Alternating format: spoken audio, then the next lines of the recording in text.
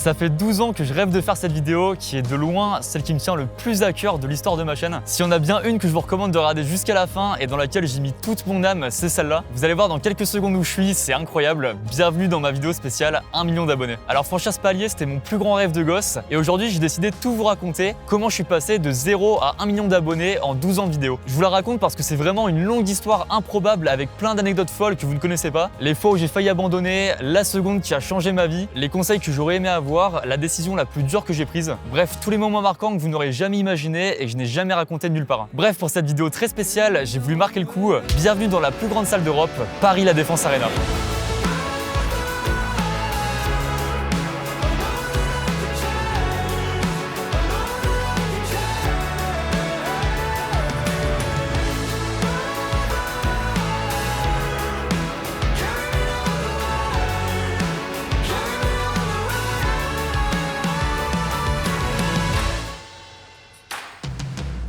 Alors pour cette vidéo, j'ai pas envie juste de parler seul directement à la caméra, je voulais que ce soit un peu plus interactif. Et du coup, j'ai invité Juliette de Maison Grise, que vous connaissez, qui va pouvoir un peu me poser des questions, interagir, un peu comme si c'était vous directement. Elle va découvrir l'histoire, t'es au courant de rien. Ça fait très plaisir d'être ici. Il y a plein d'événements fous qui se passent ici, des concerts, du sport, et de pouvoir faire ma vidéo ici, c'est tellement un vrai privilège. En plus, truc assez fou, c'est que derrière nous, on a un écran géant qui est vraiment énorme. C'est le plus grand écran de projection au monde qui fait une taille de 7 terrains de tennis.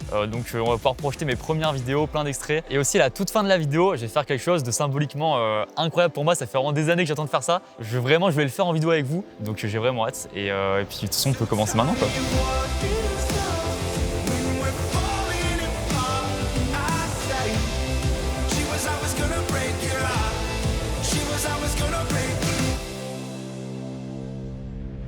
Déjà, est-ce que tu peux nous raconter un peu le début de ton aventure YouTube? Alors carrément avec plaisir, c'est que moi comme je vous l'ai dit, ça a démarré il y a très longtemps, ça fait 12 ans que je fais des vidéos. En fait j'ai découvert YouTube en 2011, c'était un pote à l'époque au collège avec qui je jouais en fait à Call of Duty et qui me disait ouais je sais pas si tu connais un gars sur YouTube qui fait des vidéos qui s'appelle Diablo X9. Moi je connaissais pas du tout.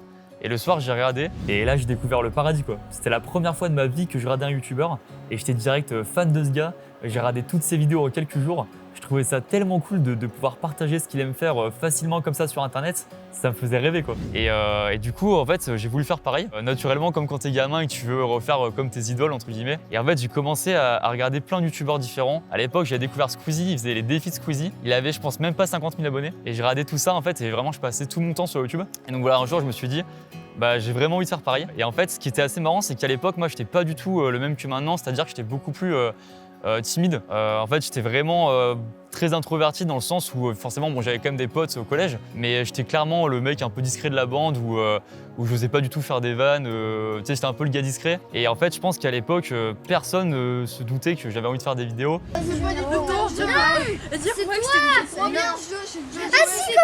juste dans la tente là, c'est ce qu'on avait fait dans le camp. Non, c'est pas ça. La boîte elle est comme ça, la boîte est un jeu. Et vraiment, c'est vrai que j'étais l'opposé du gars qui allait parler devant une caméra, vraiment présenter des vidéos. Mais j'avais trop envie de tenter. Et donc j'ai créé en fait ma première chaîne YouTube avec un pote. À l'époque, ça s'appelait Gamer Call of. Et du coup, j'ai fait ma première vidéo le 29 mai 2011. Et c'était un gameplay commenté sur Call of Duty. Salut, donc moi c'est Lucas et moi c'est Théo. Donc là on va se mettre avec l'équipe gosse. Donc moi Lucas je suis en haut et Théo en bas. Et au final c'était la seule vidéo de la chaîne parce qu'à l'époque quand t'as 11 ans, même si j'adorais faire des vidéos, t'es pas du tout rigoureux, quoi. En plus mon pote à l'époque avait pas spécialement envie de continuer, mais moi très vite j'avais envie de recommencer, de refaire mes propres vidéos en solo. Et c'est ce que j'ai fait en 2012. Du coup j'ai recréé une nouvelle chaîne. Et à l'époque donc je voulais un peu investir dans mes vidéos, donc j'ai mis tout mon argent de poche dans un petit boîtier qui permettait de filmer l'écran pour diffuser mes parties de jeux vidéo. Et je m'en souviens même qu'à l'époque, je m'entraînais à commenter les vidéos en fait dans ma tête. C'est-à-dire que je jouais au jeu, même sans filmer. Et en fait, je commentais en disant dans ma tête, salut, c'est Lucas, donc aujourd'hui on se retrouve sur Call of Duty Modern Warfare 3. Et ça me permettait un peu de m'entraîner. Et donc, j'ai commencé à faire mes premières vidéos comme ça. Et j'étais trop content, c'était vraiment le gosse qui diffuse ses parties de jeux vidéo. Et donc, j'ai fait 4-5 vidéos comme ça. Et le problème à l'époque, c'est qu'en fait, ça s'était su au collège. Et alors, ceux qui ont fait des vidéos au collège, vous savez, c'est vraiment la plus grande phobie, je pense, que les autres le sachent. Parce qu'en fait, vraiment, ça m'avait... Tu sais, c'est un peu l'âge un peu con quand t'as 12 ans. Et forcément, les gens, il y en a quelques personnes qui un peu se moquaient parce que forcément, à l'époque, en plus, j'étais un peu timide. Les vidéos, objectivement, étaient un peu nazes, mais forcément, j'avais 12 ans. Ça ressemblait pas du tout à ce qu'en fait les vrais youtubeurs faisaient. Et du coup, les gens un peu se moquaient. Bon, c'était pas beaucoup de gens, mais suffisamment pour que vraiment ça me donne plus envie de faire des vidéos, quoi. À l'époque, juste vraiment, ça me touchait premier degré. Et je m'en souviens même encore pendant des années après, je détestais quand les gens regardaient mes vidéos devant moi, quoi. Et du coup, j'avais arrêté, en fait, j'avais même supprimé mes vidéos. Et même, je pense, j'avais supprimé la chaîne parce que j'arrive même pas à la retrouver, celle-là. Mais évidemment, c'était loin d'être la fin de l'histoire et j'avais clairement pas envie de laisser tomber.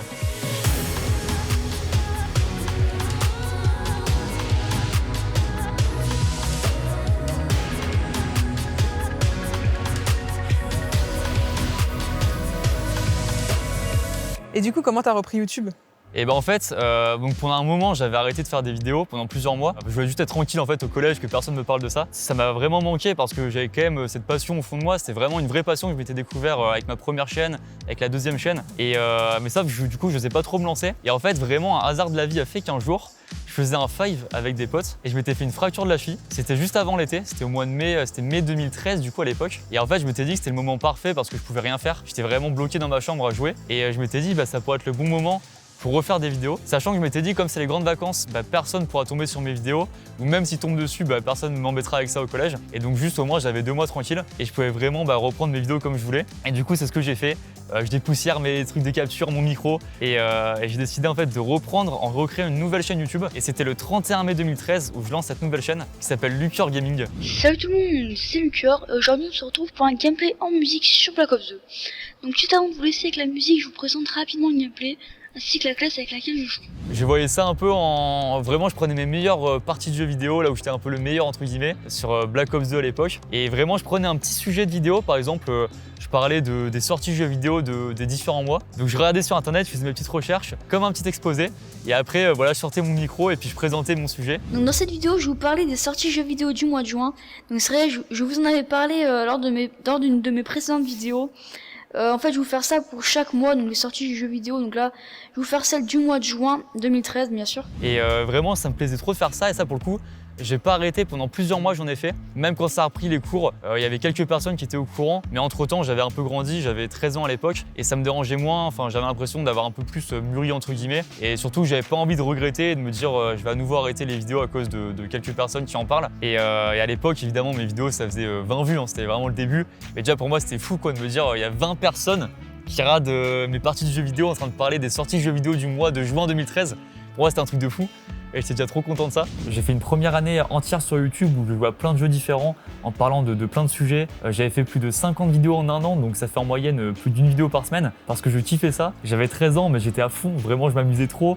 Je testais tout ce qui me plaisait, dès que j'avais une idée en tête, c'était trop bien. Toutes mes vidéos faisaient entre 20 et 50 vues à l'époque, pour moi c'était déjà trop cool. J'avais vraiment trouvé ma vraie passion quoi. Et je pense que c'est même à partir de là qu'a commencé à naître mon vrai rêve d'être un jour un vrai youtubeur, comme ceux que je regardais à l'époque et dont j'étais fan quoi. Et un jour en 2014, je rencontre des gens en ligne sur Call of Duty qui vivaient à l'autre bout de la France, mais avec qui je me suis bien entendu. On jouait très souvent ensemble et on avait même décidé de former une team de gaming comme c'était la mode à l'époque. Et en fait, on a commencé même à faire des vidéos ensemble, alors qu'ils n'avaient jamais rencontré. C'était vraiment l'époque où je sympathisais avec des gens à l'autre bout de la France. Et moi, comme je commençais à évoluer, je voulais commencer, pourquoi pas, à changer un peu de format de vidéo. Et on a commencé à faire des vidéos qu'on appelait des funtage. On jouait par exemple pendant 1h30 à GTA V et on gardait les moments les plus marrants et on faisait 5 minutes de vidéo. Et vraiment, on avait créé une team ensemble de gaming. Et puis en fait, on faisait des vidéos, voilà, toutes les semaines, on jouait ensemble. Donc je passais quasiment tout mon temps libre à faire ça. Et vraiment, c'était trop bien, quoi. Je faisais que des vidéos tout le temps. Viens.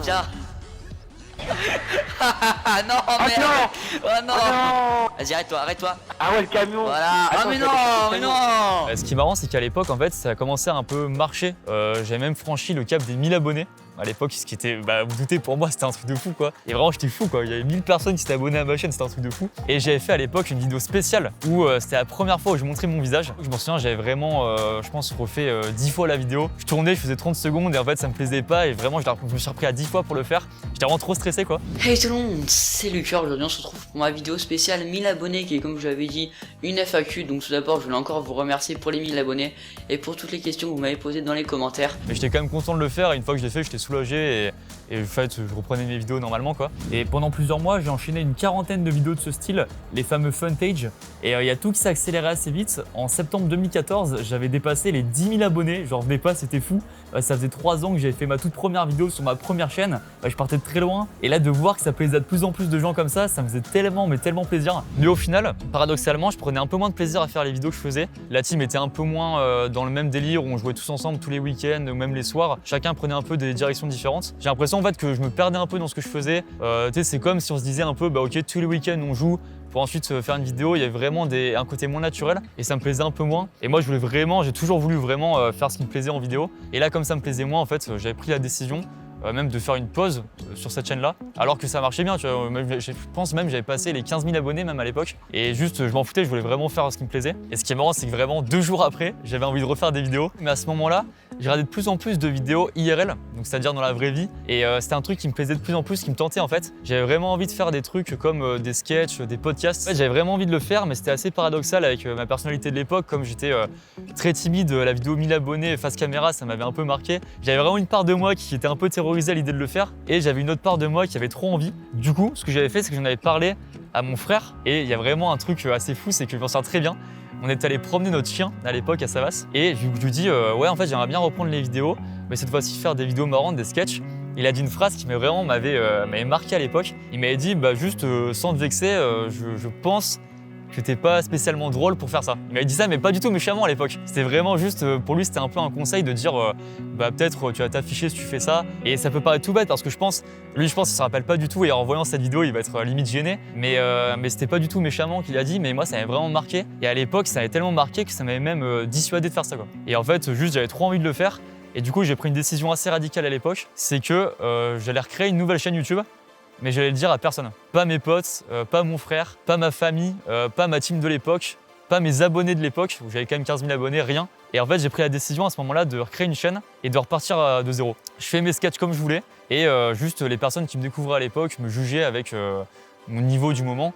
Donc je savais que j'allais galérer parce que je savais que j'avais pas l'habitude d'être marrant, de faire des blagues, mais je me suis dit bah, je vais juste m'investir à fond, travailler à fond là-dedans. Et j'étais assez convaincu que j'allais quand même progresser et que j'allais réussir à faire un truc bien. Donc cette chaîne de 15 000 abonnés, bon, elle était pas supprimée, hein, mais juste je l'abandonnais. Je disais rien à personne et je crée une nouvelle chaîne. Et c'est ce que j'ai fait le 28 août 2015 où j'ai créé ma chaîne Lucas Studio.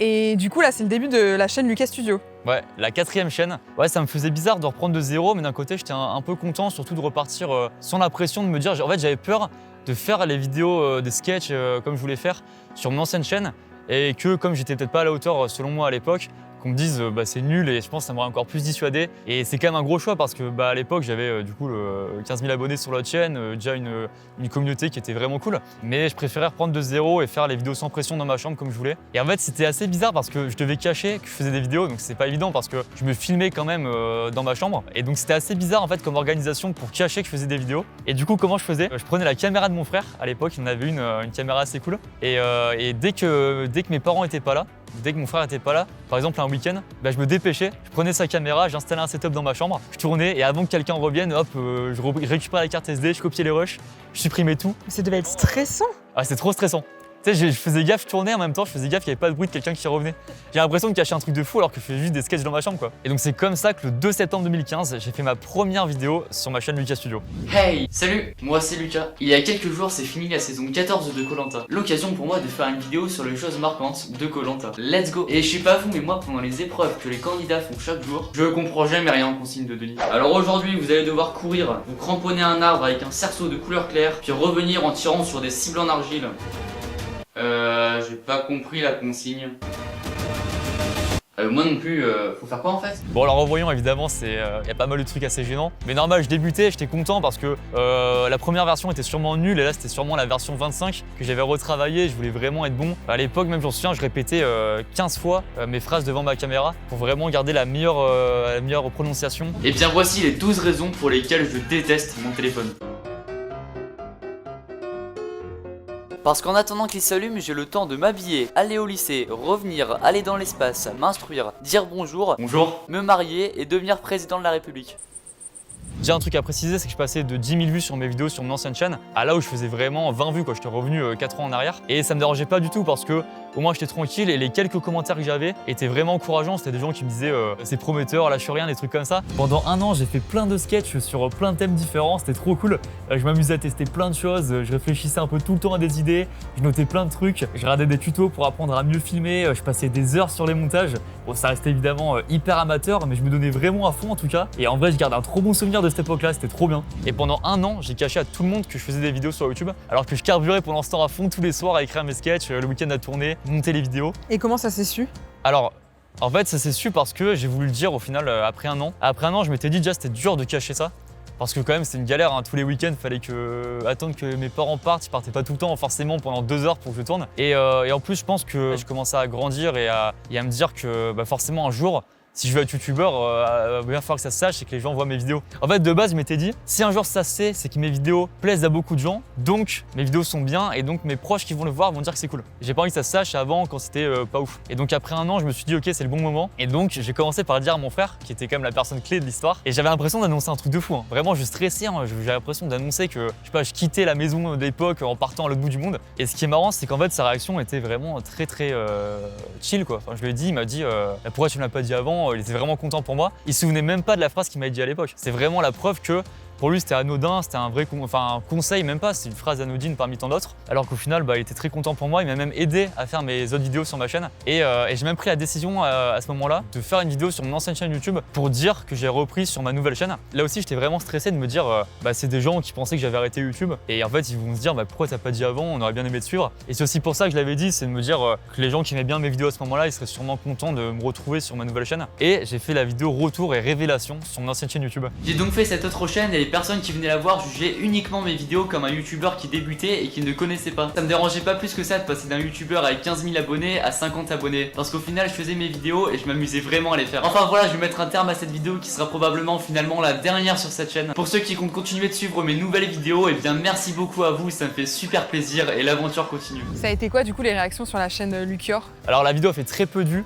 Parce que forcément j'étais inactif pendant longtemps, donc les gens étaient partis de ma chaîne. Mais j'étais content, j'étais vraiment soulagé parce que les gens qui l'ont vu étaient contents de voir mon retour. Ils m'ont suivi sur ma chaîne, sur ma nouvelle, alors il y avait très peu de personnes en plus. Hein. J'étais passé de 20 vues à l'époque à même pas une centaine. Ça m'a redonné en confiance de me dire que ça pouvait plaire et que j'ai passé un an à travailler, à m'améliorer, on va dire, dans ce que je faisais. À ce moment-là, j'entrais en terminale et j'avais l'impression de beaucoup mûrir et c'est aussi là où j'ai vraiment su ce que je voulais faire. C'était vraiment là où j'étais convaincu déjà que je voulais être youtubeur. Et je m'étais dit, si un jour je pouvais vivre de faire ces vidéos-là, ce serait vraiment le big rêve ultime. Et notamment le palier du 1 million d'abonnés qui était le plus symbolique à ce moment-là.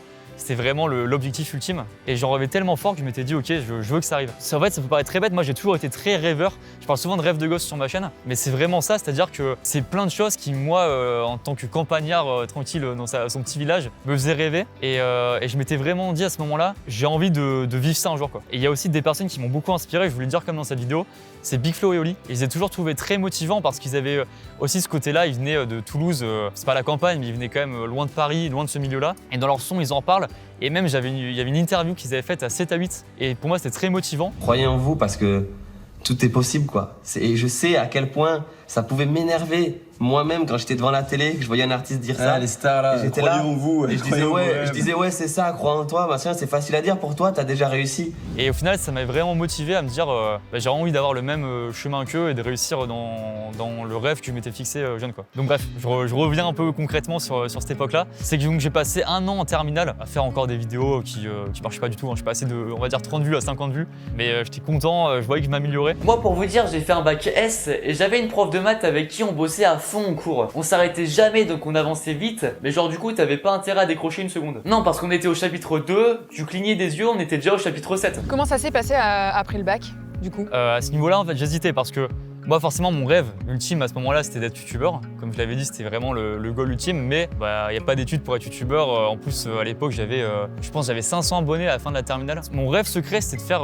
quand même des études dans un domaine audiovisuel, un truc qui se rapproche de YouTube. Mais à ce moment-là, il y a un truc qui a joué beaucoup, c'est le fait, alors ça peut paraître bête, mais j'avais toujours eu des bonnes notes, on va dire, au collège-lycée. Et j'ai l'impression d'avoir vraiment une pression sociale, de me dire je dois faire des études qui plaisent à mes parents, un truc avec un bon diplôme.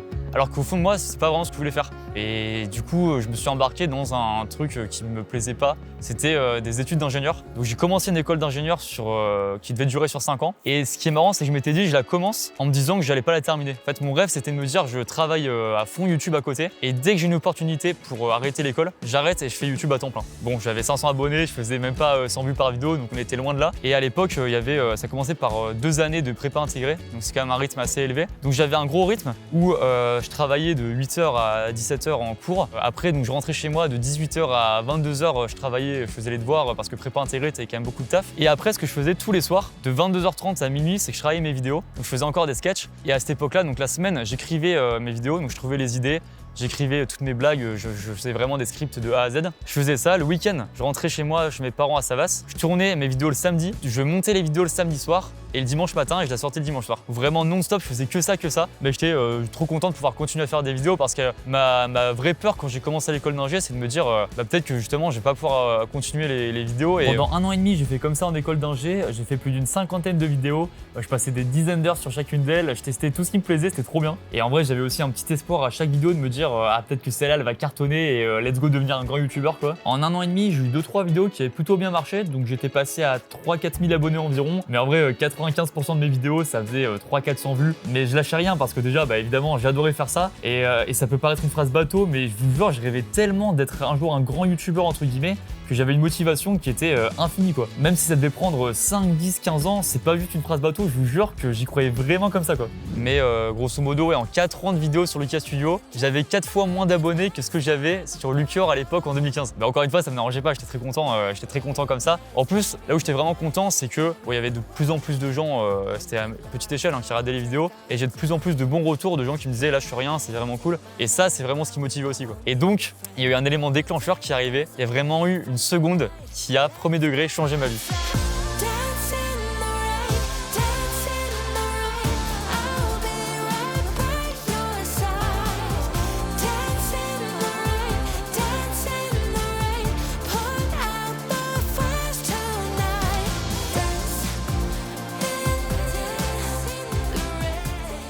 C'est quoi cette seconde qui a changé ta vie? Alors je pense que c'est l'anecdote la plus folle, je crois que je l'ai jamais raconté en vidéo. Tout paraît improbable, on a l'impression que c'est une scène de film, mais c'est vraiment la seconde qui sans le savoir à ce moment-là, a changé ma vie. Alors déjà, il faut préciser un truc, c'est important dans l'histoire, c'est que moi j'ai eu Instagram très tard par rapport à la moyenne des gens. Je l'ai eu, je pense, en début 2019. J'ai l'impression que déjà quasiment tout le monde l'avait. Et c'était en janvier 2019, je pense 1 mois après ça. Je rentre de faire mes courses, à ce moment-là, je fais mes courses tranquille. Et je sais pas pourquoi, à peine je pose mon sac de courses, je sors mon téléphone et je vais sur Instagram. Mais alors que j'allais à l'époque 1 fois par jour sur Insta, c'est que dalle. Et je vais regarder les stories Insta qu'il y a. Et normalement, je sais pas toi, mais quand je regarde Instagram, je regarde vraiment les 3 premières stories à la limite. Et après, juste, je regarde un autre truc, machin, bref. Et là, je sais pas pourquoi, à ce moment-là, j'ouvre Insta et je scrolle dans les stories proposées. Et je scroll et j'en clique sur aucune. Et je regarde qui m'a mis des stories comme ça. Et j'arrive vers la fin, je clique sur aucune story. Et juste je vois par contre une story de Pierre Cross. Et à ce moment-là, je sais pas pourquoi, je me dis ah bah tiens, je vais cliquer sur cette story quoi. Et vraiment parmi, il y avait 150 abonnements, 150 stories. Et c'était une story où il annonce qu'il cherche des abonnés pour un tournage. Donc là je me dis improbable comme c'est fou déjà comme situation. Et à ce moment-là, donc c'était pas du tout répandu de faire des tournages avec les abonnés. C'était vraiment un des pionniers un peu à faire ce truc-là. Et je me dis bah trop bien, j'aimerais trop faire ça. Mais moi j'étais à Valence à ce moment-là, donc dans le sud. Pierre il faisait son tournage à Paris. Et je me suis dit bah juste c'est impossible. En plus c'était un jour de cours, donc je laisse tomber. Le lendemain, je réfléchis, je me dis bon quand même, à l'époque c'était vraiment un de mes youtubeurs préférés en plus Pierre.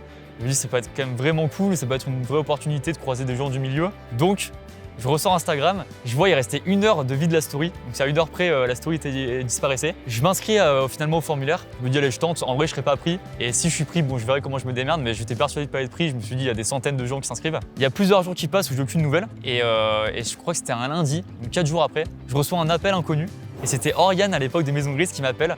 Ouais salut, c'est Oriane de Maisons Grises, t'as été pris pour le tournage de Pierre Cross. Et j'étais vraiment, je pense que c'était un des plus grands pics de joie dans ma vie. Je m'en souviens, j'ai raccroché, j'étais fou quoi. J'ai hurlé dans mon appart, je me suis dit c'est tourner avec un gros youtubeur, tu sais je venais de la campagne, j'étais très loin de ce milieu-là, je connaissais personne. Je prends la décision, je prends mon billet de train pour Paris, je sèche un jour de cours. Et à l'époque c'était un tournage, c'était le jeu des générations. On était 20 participants et chacun représentait son année de naissance. Donc moi c'était l'année 99 et pour l'histoire, assez symbolique, c'est que ce tournage a eu lieu ici. à Paris La Défense Arena. On arrive sur place, moi j'étais mais hyper stressé, je m'en souviens. J'étais arrivé 2 heures en avance, j'attendais devant et c'est la première fois de ma vie que je rencontre Pierre Cross, Benjamin Verrecka, il y avait aussi Fred, il y avait toute l'équipe de Maison Grise, même PA à l'époque qui cadrait. Bon, faut savoir qu'à l'époque, vraiment, je suis hyper discret, vous me voyez vite fait dans la vidéo, mais j'interviens très peu. Pour l'activité suivante, il va falloir les gens qui n'ont pas participé à celle-là, et ça va être des 1 contre 1 en gladiateur. Vous montez à Califourchon. Et à la fin du tournage, moi je m'étais dit bon, je vais quand même profiter de l'occasion pour faire un petit vlog des coulisses. Et c'est aussi la première fois que je rencontre Vincent Madeleine et Camille Elvé qui étaient participants aussi au tournage. On s'est tous rencontrés à ce moment-là. Merci à tous d'être venus déjà. Ça a l'air vraiment bien. Un mot pour la caméra maintenant là. Un mot cornichon. Un seul mot maintenant là, Manon. Victoire. Et à un moment, je me dis, ok, je prends mon courage à deux mains. Enfin non, j'hésitais, je me suis dit, est-ce que je vais voir Pierre Cross en lui parlant de ma chaîne YouTube, juste pour avoir un avis sur mes vidéos. Je veux juste ça, quoi. Vraiment l'avis d'un gros youtubeur là-dessus. Et vraiment, au début, je me suis dit, bon, je vais pas le faire parce que j'étais trop timide, je me suis dit trop stressé par ça. Et je me suis dit, bon, quand même, Lucas, tu vas regretter beaucoup si tu le fais pas. C'est peut-être une seule opportunité comme ça dans ta vie de faire un tournage avec un youtubeur comme ça. Donc, je suis allé le voir. Je lui ai dit, bah, j'ai une chaîne YouTube, est-ce qu'il y a moyen que juste tu regardes mes vidéos, c'est des petits sketchs dans ma chambre. Et j'en profite même. Élan de folie pour faire une séquence de vlog avec lui. Et j'ai la séquence et c'est à ce moment-là même où Pierre découvre ma chaîne YouTube. J'ai mis en mode vidéo parce que... Bonjour. Je peux jamais tenir la caméra. Yes, je veux tenir vas-y, la je te caméra laisse. du vlog. Ouais, c'est quoi le Lucas ta chaîne Studio. Salut Lucas Studio. Ouais, déjà venez vous abonner à ma chaîne. Parce que, mais je pense ça que peut la me faire plupart plaisir. le sont quand même. On sait jamais. On Il y a sait peut-être jamais, encore on sait jamais. quelques-uns qui sont pas Ma abonnés, mère. donc venez vous abonner à ma chaîne. Maman déjà va t'abonner à sa chaîne, c'est important. Abonnez, alors regarde ce que tu fais. Moi oui, mais toi je... C'est quoi la suite elle a regardé. Madame Lucas Studio, venez vous abonner à ma chaîne aussi. Donc ce tournage c'était franchement un de mes meilleurs souvenirs depuis des années. C'était trop bien. C'était trop bien. Je découvrais ce monde-là qui me faisait rêver, mes versions pro quoi. Et ça me fascinait. J'étais là, waouh, ça existe vraiment quoi. C'était le campagnard qui découvre tout quoi. Et 2 semaines après, on me propose un nouveau tournage pour la chaîne de Pierre. Enfin, en fait, ils avaient recontacté tous les participants de ce tournage-là pour être figurant dans un autre tournage. Donc je remontais à Paris à ce moment-là et je croise Pierre.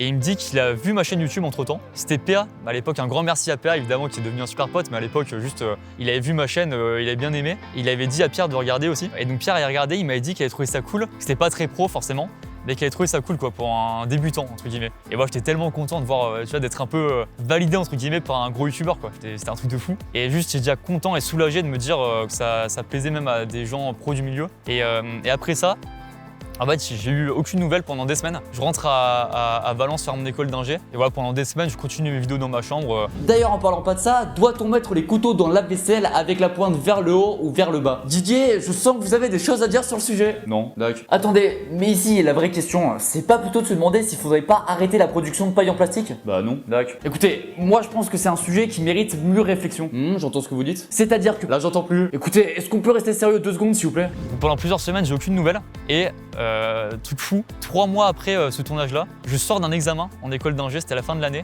Et en rentrant chez moi, je reçois un message Insta de Pierre Cross qui me dit juste « Hey, comment ça va depuis la soirée Rockstar ?» La soirée Rockstar, c'était la soirée, le tournage de Ben en gros. Et mais improbable, je me dis d'où ça sort 3 mois après, hein, dans ma tête c'était mort quoi, genre il m'avait oublié, il savait pas qui j'étais. Donc je lui réponds et en fait il me propose à ce moment-là de monter sur Paris pour juste faire un entretien avec Guillaume, donc, qui était le patron de Maison Grise, qui est encore le patron de Maison Grise. Ça paraît fou, enfin, genre il me demande à me voir sur Paris, que je savais pas s'il m'avait demandé ça à 20 personnes, à 30 personnes ou qu'à moi. Donc je monte sur Paris mi-juin et en fait c'est la première fois d'ailleurs que j'arrive à Maison Grise. Voilà, je te dis pas comment j'étais stressé aussi, tout qui ressortait tout le Lucas de 12 ans qui était là. Et en fait il me propose, il me dit que à ce moment-là Maison Grise cherche à recruter des jeunes youtubeurs pour un peu les aider quoi. Pas forcément les mettre en avant quoi, mais juste les aider à s'améliorer, à faire des meilleures vidéos. Et il me dit ça, il me dit bah si tu veux, tu peux venir cet été faire un stage de 2 semaines à Maison Grise où juste on te coach un peu pour t'aider à faire des vidéos. Bah ouais, j'étais tellement content, c'était un truc de fou.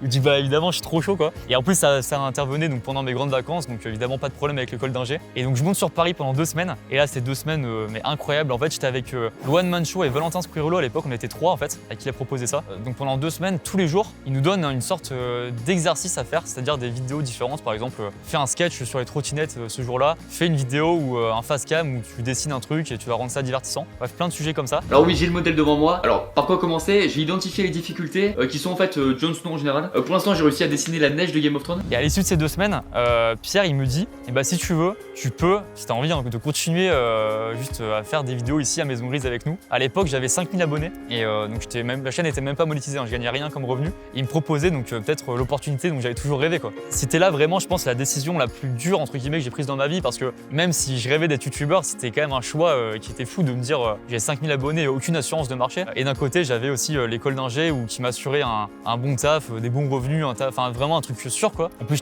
j'avais fini la 2e année, j'avais fini les 2 années les plus dures quoi. Et moi évidemment, j'avais pas hésité une seule seconde. J'étais sûr que c'était l'opportunité ou jamais et ça me faisait tellement rêver. J'ai tellement kiffé ces 2 semaines, j'ai tellement kiffé les tournages avec lui, j'ai tellement kiffé faire des vidéos depuis des années. Je me suis dit si je le fais pas là, mais je vais le regretter toute ma vie, c'est sûr. Donc moi, j'ai pas hésité une seule seconde.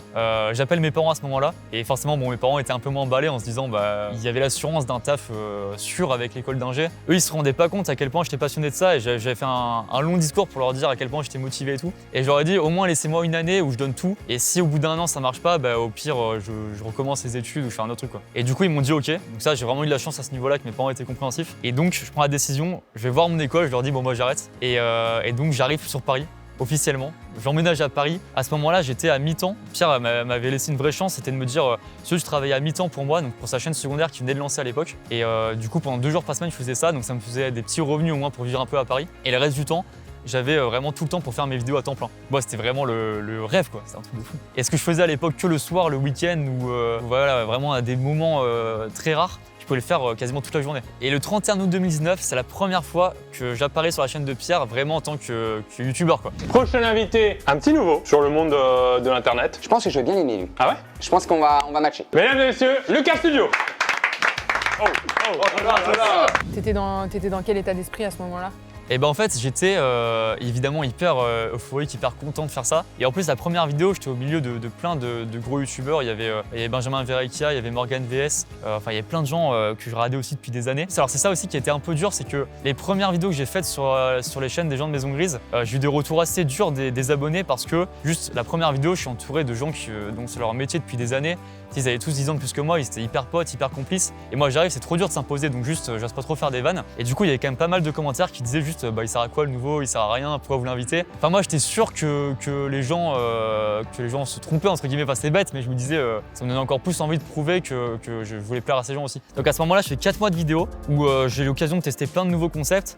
Notamment c'est là où j'ai arrêté de faire des sketchs parce que déjà j'avais fait un peu le tour en vrai et moi j'étais aussi content de pouvoir tester de nouveaux concepts en impro comme je fais maintenant sur ma chaîne. À l'époque je pouvais pas le faire notamment par manque de temps et là j'avais le temps de le faire, c'était trop bien. Et donc c'est là où j'ai pu tester différents formats comme par exemple ma fameuse vidéo vivre une semaine avec l'argent des tickets à gratter, c'était à ce moment-là. Aujourd'hui on se retrouve pour un petit concept que j'avais envie de tenter, vivre une semaine uniquement avec l'argent de tickets à gratter.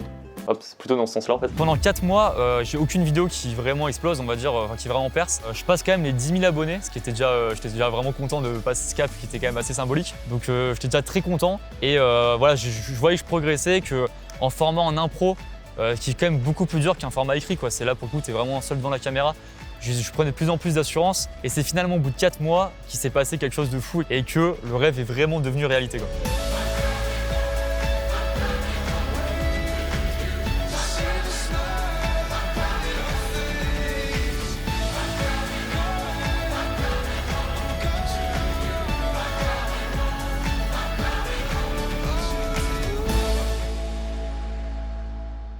Qu'est-ce qui a changé au bout de 4 mois? Alors en fait, au bout de 4 mois, il s'est passé un truc, c'est que bon, de base, je rentrais chez mes parents en vacances, c'était les vacances de Noël, et juste avant, j'avais tourné une vidéo avec Benjamin Verrecchia, que je sors le 23 décembre 2019. Un son de rap qui commence par A. Abracadabra, de Booba. Ok. Rappeur en B. Big-Flo. Et rappeur en S, à ne pas confondre avec un rappeur qui vend plus d'albums, hein. Ça c'est un rappeur en S. Ça c'est intéressant, là oui. Et en fait je sais pas pourquoi je sors la vidéo, donc elle démarre normalement, ça fait 100 vues quoi. Et d'un coup je vois, il y a un petit pic de vues, ça commence à décoller, ça fait 1000 vues, 2000 vues, 3000 vues, genre au bout d'une heure je fais attends mais c'est pas quoi, c'est quoi ce truc de fou. Et en fait la vidéo, je sais pas pourquoi, d'un coup comme si c'est rentré dans l'algorithme YouTube ou quoi, c'était vraiment recommandé de partout et ça a décollé. Tu sais, je connaissais pas cette sensation moi d'un coup un truc qui cartonne. Et donc ça a fait 10 000 vues, 50 000 vues dans la soirée et le lendemain la vidéo était à 100 000 vues. Tu vois, je m'étais réveillé le matin, j'ai fait c'est pas possible, il s'est passé quoi? Enfin, c'était un truc de fou, c'était vraiment la science-fiction pour moi quoi. Et d'ailleurs, ce qui est marrant, c'est que dans cette soirée-là, j'ai passé les 15 000 abonnés. Il m'a fallu 4 ans en fait pour dépasser le nombre d'abonnés que j'avais sur ma chaîne Lucure à l'époque. Et même symboliquement, je trouvais ça fou, c'est que vraiment ça arrivait. C'est le jour où je reviens dans ma chambre où tout a commencé, où je dépasse ce nombre-là. Enfin, symboliquement, je trouvais ça assez fou. Donc bref, le 24 décembre 2019, en plus c'est un beau cadeau de Noël, c'était vraiment le meilleur cadeau de Noël possible. La vidéo fait 100 000 vues, je suis même en tendance pour la première fois de ma vie. Je savais même pas que c'était possible que j'aille en tendance. Enfin, ouais, vraiment, je découvrais tout ça et j'en revenais pas. J'étais tellement content, c'était le plus beau Noël de ma vie. Vraiment, c'était la meilleure soirée. Et en fait, c'est là où tout s'est un peu lancé, dans le sens où ma vidéo des tickets à gratter que j'avais faite avant, je sais pas pourquoi, d'un coup, elle a commencé aussi à décoller. C'est une vidéo je pense, 2 semaines après, elle avait passé le million de vues.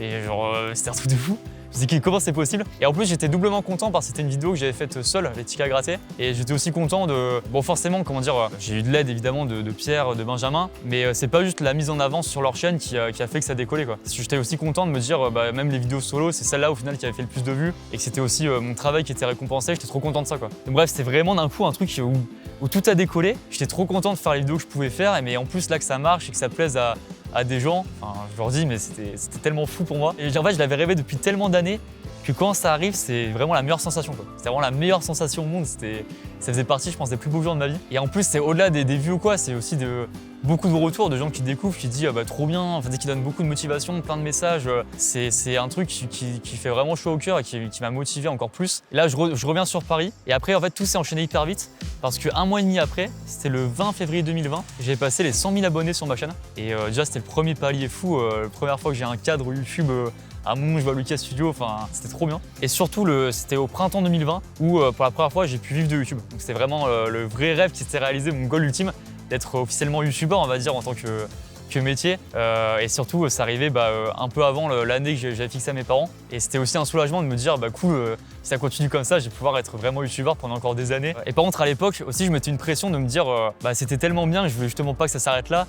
Et du coup, je me donnais encore plus à fond. À l'époque, je vivais dans un 14 mètres carrés à 2 heures de maison, enfin non, à 1 heure de maison grise, mais je mettais 2 heures aller-retour pour y aller tous les jours. Je passais tout mon temps, vraiment, je faisais que ça, je faisais que des vidéos tout le long. Je tournais des fois des vidéos le lundi, je devais le sortir le jeudi, donc je dormais pendant 3 nuits d'affilée, 3 heures la nuit pour sortir ça, donc c'était un gros rythme. Mais juste, j'étais trop content de le faire et que ce soit un vrai taf, quoi. Enfin, tu le fais et derrière, t'as pas d'autre chose à faire, quoi. C'est ton métier, enfin, youtubeur, c'est mon métier, quoi. C'est trop bien. Et donc c'est à partir de là, je pense, où beaucoup ont commencé à me connaître progressivement, avec des vidéos comme le dernier Kid Orgagne, une journée pour contacter le plus de stars à l'époque avec Camille, la vidéo du territoire en Écosse, le premier match du UFC YouTube, c'était aussi cette même année-là.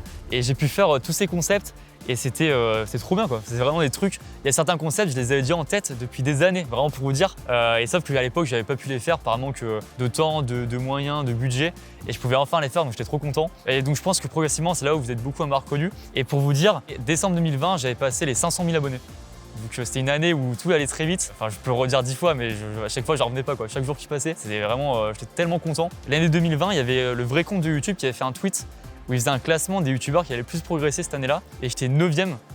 Enfin, pour moi, pareil, c'était symboliquement incroyable. Sachant que l'année d'avant, j'étais encore en école d'ingé. Et cette année-là, c'était vraiment l'année qui avait vraiment considérablement changé ma vie, quoi. Et donc après, tout s'est accéléré. Vous êtes de plus en plus à m'avoir connu, des gens qui regardent cette vidéo. Et aussi, je parle souvent de rêves de gosse dans mes vidéos. Et c'était pendant 3 ans. J'ai pu réaliser beaucoup de rêves de gosse, des choses dont j'avais rêvé depuis que j'avais 11 ans, quoi. Pendant ces 3 ans, j'ai eu la chance de tourner avec des youtubeurs que j'adorais, comme McFly Carlito, Lena Situation, Wartech que je regardais depuis que j'avais 11 ans, Thibaut InShape et Juju.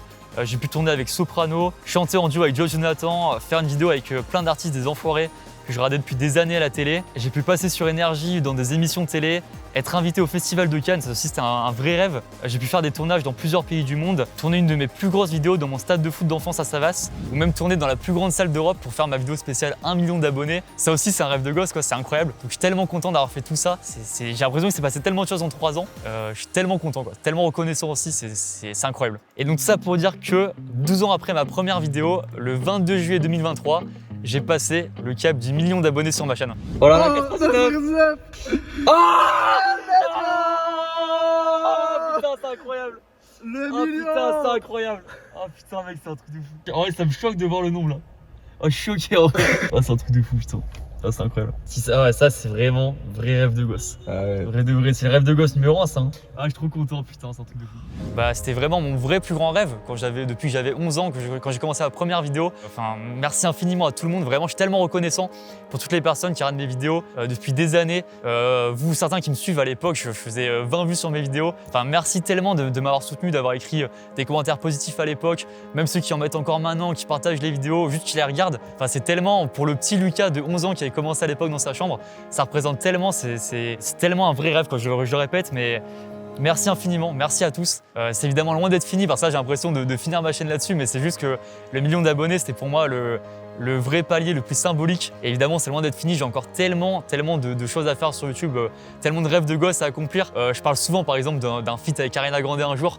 Ouais, j'y crois, en fait, c'est vraiment un truc où j'ai toujours été, comme je vous disais, un vrai rêveur et de me dire que c'est possible et de tout donner pour le faire. Et je suis tellement content d'avoir fait cette vidéo, vraiment, je suis trop content et vraiment ému de le faire. C'est une longue histoire et ça a vraiment été aussi des années où je me suis donné à fond et je suis content de pouvoir en parler, de raconter tout ça. J'espère aussi peut-être que ça peut aussi aider des gens qui regardent cette vidéo, peut-être les motiver, mais les phrases de croyez en vous ou quoi, de tout est possible. Mais j'ai vraiment l'impression que c'est important de le dire. Comme l'avait dit Big Flo et Oli à l'époque sur 7 à 8, je pense que si ça peut aider cette vidéo aussi à motiver des gens, je serais tellement content. Et là, je pense qu'on peut faire un truc que j'attends aussi depuis longtemps, c'est pouvoir ouvrir le cadre du million d'abonnés que j'ai reçu la semaine dernière et vraiment je l'ai gardé emballé pour l'ouvrir avec vous. Ça représente tout ce parcours-là et je suis trop content de l'ouvrir avec vous. Je suis trop contente de te le donner, Lucas. Et merci beaucoup.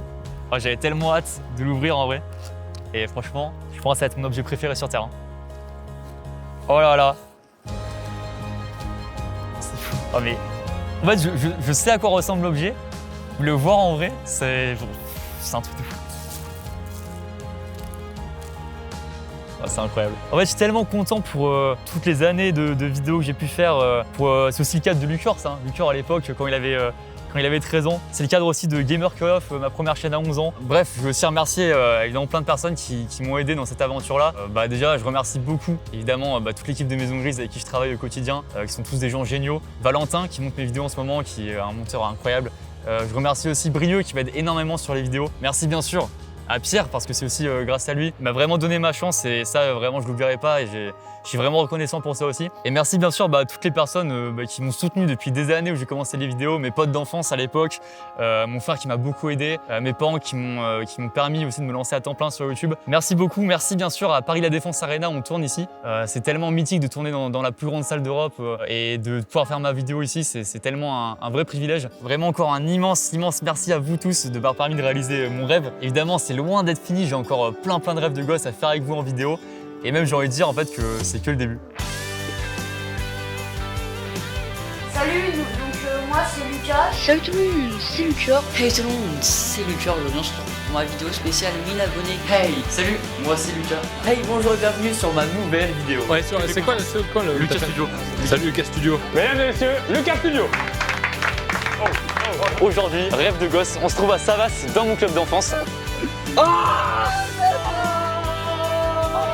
Lucas Studio, mon frérot, 1 million d'abonnés. Plein de belles choses, continue à kiffer, à régaler les gens. On est ensemble, force, le million!